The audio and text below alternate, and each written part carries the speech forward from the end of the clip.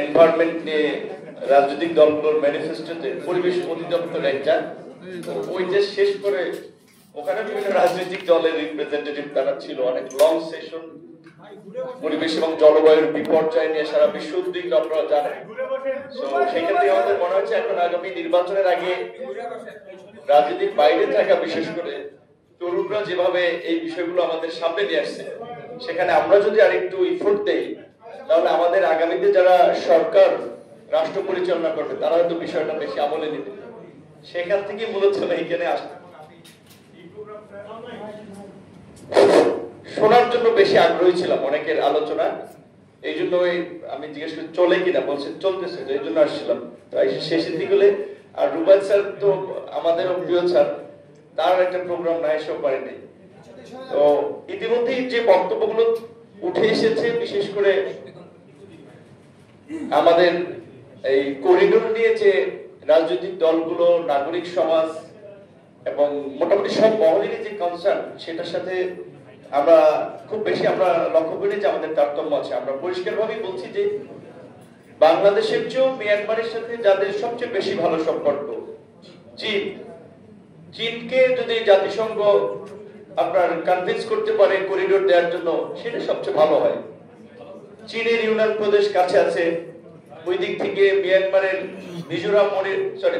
ভারতের মিজোরাম মনিরামপুর আছে, তাদেরকে কনভিন্স করতে পারে। তারা বড় রাষ্ট্র, তারা সমস্যাগুলো সামাল দিতে পারবে। কিন্তু বাংলাদেশের মতো একটা এত ছোট ঘনবসতিপূর্ণ রাষ্ট্র এবং আমাদের যে অলরেডি রোহিঙ্গা নিয়ে আমরা যে সংকট আমরা ফেস করতেছি, প্রথমে ছিল 10 লাখ, সেখান থেকে হইতে হইতে এখন হয়েছে বোধহয় 16 থেকে 17 লাখ।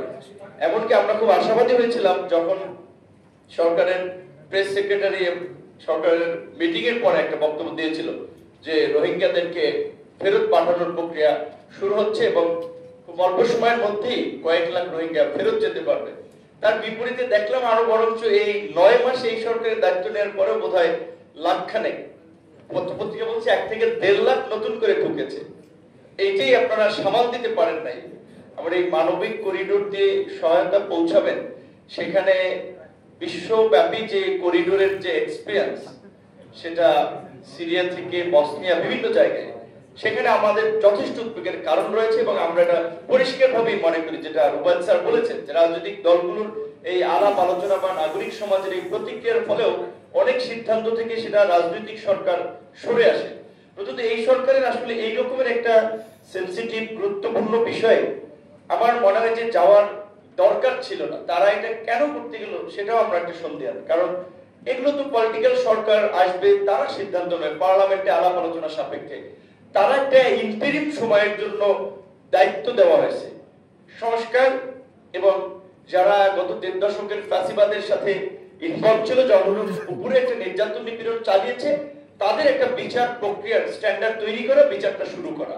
দেন বাংলাদেশের যে সংস্কারের একটা পার্ট, যে গণতন্ত্র গত 16 বছর রুদ্ধ করে রাখা হয়েছিল, মানুষের ভোটাধিকার বঞ্চিত করা হয়েছিল, সেই গণতান্ত্রিক প্রক্রিয়ার যাত্রা। গণতান্ত্রিক সরকার আসবে যাবে, বিচার তো আসলে এটা কোনো শর্ট কোর্স না, 1-2 বছরের মধ্যে আমরা চাইলে সম্পন্ন করে ফেলতে পারবো। যারা রাজনীতিবিদ থেকে শুরু করে সাংবাদিক সবাই জানেন, কোন কোন বিচার শেষ করতে 1 দশক লেগে যায়।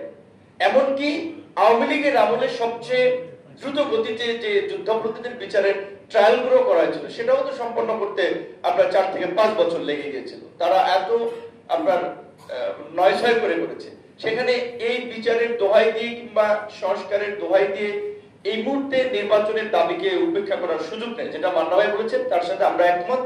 যে এই বক্তব্যে আমরা খুব আশ্চর্যজনিত হয়েছি যে এখানে আমি কনফিউশন যে স্যার বক্তব্যটা কি মিসকোট হয়েছে মিডিয়ার মাধ্যমে, যে শুধু একটা দল ডিসেম্বরে। আমরা তো অনেকদিন ধরে বলে আসছি যে ডিসেম্বরের মধ্যেই নির্বাচনটা হলে ভালো। তো এর চেয়ে আমরা কি স্পষ্ট কথা বলবো? সেই জায়গা থেকে সর্বশেষ এটাই বলবো আমরাও, যে বাংলাদেশের অভ্যন্তরীণ সংকট, প্রশাসনিক বিশৃঙ্খলা, যেটা আমরা ইতিমধ্যে দেখতে পাচ্ছি, সরকার চাইলেও প্রশাসন বা রাষ্ট্রযন্ত্রকে ওইভাবে একটা শৃঙ্খলার মধ্যে নিয়ে আসতে পারে নাই, এবং এইটার ফলে এখন স্বাধীনতা সার্বভৌমত্বের একটা সংকট তৈরি হবে যদি নির্বাচন ডিলে হয় এবং বাংলাদেশের গণতন্ত্র বাধাগ্রস্ত হয়। সেই জায়গা থেকে একটা দ্রুত নির্বাচন হোক, নির্বাচন হলে এই সংকটগুলো অনেকখানি কেটে যাবে বলে আমরা প্রত্যাশা করি। ধন্যবাদ।